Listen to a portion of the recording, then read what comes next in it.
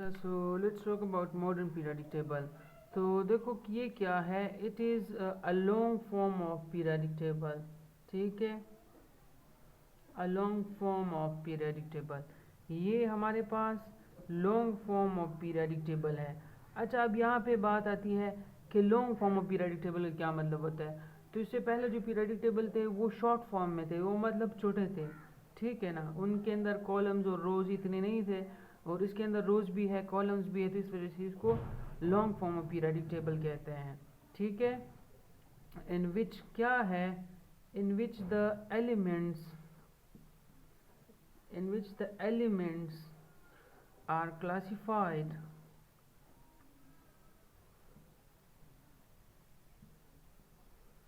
based on their atomic number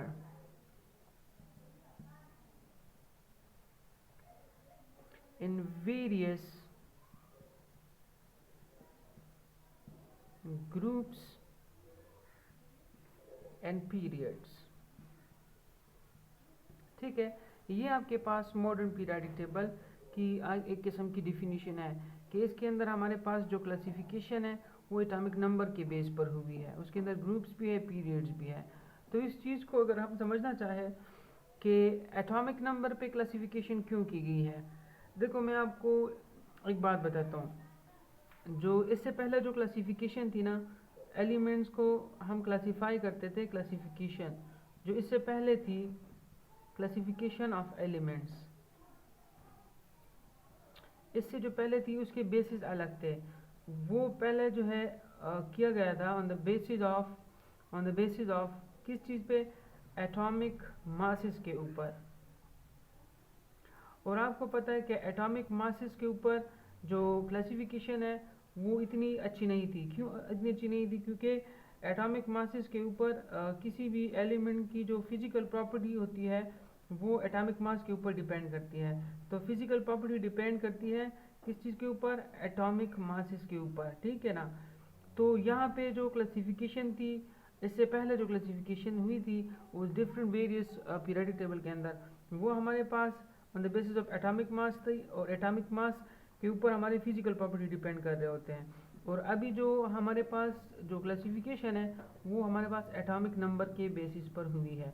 और atomic number जो है वो डिपेंड करती है, आपको पता है कि वो सिर्फ नंबर ऑफ प्रोटॉन्स पे डिपेंड करती है, और नंबर ऑफ प्रोटॉन्स जो है उसके ऊपर केमिकल प्रॉपर्टीज़ डिपेंड करती है, केमिकल प्रॉपर्टीज़। तो केमिकल प्रॉपर्टीज़ जो है as compare to physical property एक बेटर ऑप्शन है और एक बेटर फैक्टर है। तो इस वजह से एटॉमिक नंबर के ऊपर जो क्लासिफिकेशन है वो ज़्यादा सही है as compare to atomic mass based classification, क्योंकि ये एक किस्म की फिजिकल प्रॉपर्टी के बेस पर क्लासिफिकेशन थी जो कि ओल्ड कंसेप्ट है, या ओल्ड पीरियडिक टेबल के अंदर हम लोगों को दिखाई दे रहे थे।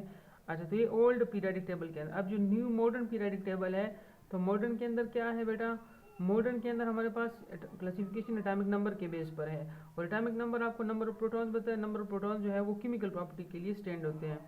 तो जो आज का जो पीरियडिक टेबल है, मॉडर्न पीरियडिक टेबल, वो हमारे पास क्या होते हैं, वो आपके पास केमिकल प्रॉपर्टी के ऊपर के बेस्ड के ऊपर बना हुआ है। ठीक है ना, it should be clear to you कि मॉडर्न पीरियडिक टेबल जो है उसके अंदर जो एटम्स हैं वो एटॉमिक नंबर पे क्लासिफाइड है। वो कैसे, देखो इधर हाइड्रोजन लिखा हुआ होता है, इधर आप उसके सामने हेलियम होता है।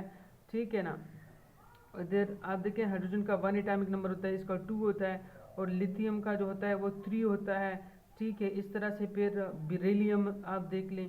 तो चलो मैं इधर इसको इधर ही ड्रा कर लेता हूँ। तो बेरिलियम का अगर आप देख लें तो 4 होता है, बोरान का 5 होता है, कार्बन का 6 होता है, नाइट्रोजन का 7 होता है, ऑक्सीजन का 8 होता है। तो अगर आप देखें यहाँ पे जो अरेंजमेंट है ना वो एटॉमिक नंबर के बेसिस पर है। ये आपके पास एटॉमिक नंबर होते हैं, तो जो अरेंजमेंट है वो आपके पास एटॉमिक नंबर के बेस पर होती है। ठीक है, सो ये चीज़ मैंने आपको समझा दी है कि एटॉमिक नंबर के बेसिस के ऊपर क्यों होती है। और देखो जो आपके पास पीरियड्स होते हैं ना, जो द हॉरिजेंटल लाइंस जो होते हैं ना, हॉरिजेंटल लाइंस, ठीक है, the horizontal lines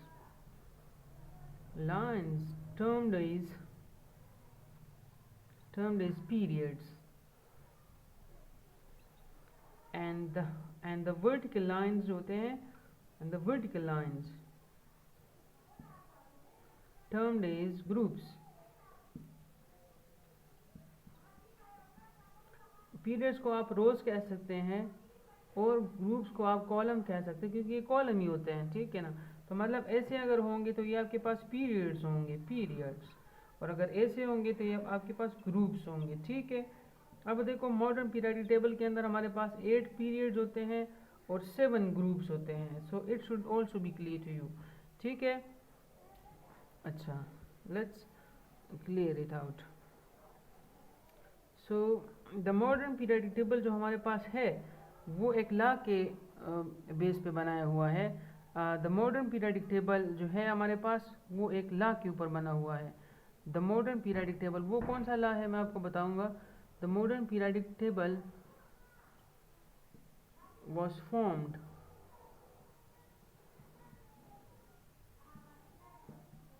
on the basis of modern periodic law, modern periodic law।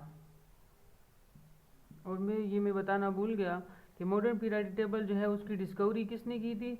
Discovery जो है वो मोसले ने की थी, ठीक है। वो भी आप याद रखें कि मोसले ने इसको डिस्कवर किया था। मॉडर्न पीरियडिक टेबल लॉ जो है और उसके बेसिस के ऊपर की गई थी। तो मैं आपको वही डिस्कस करूँगा कि मॉडर्न पीरियडिक टेबल लॉ क्या है, ठीक है, वो मैं आपको डिस्कस करूँगा।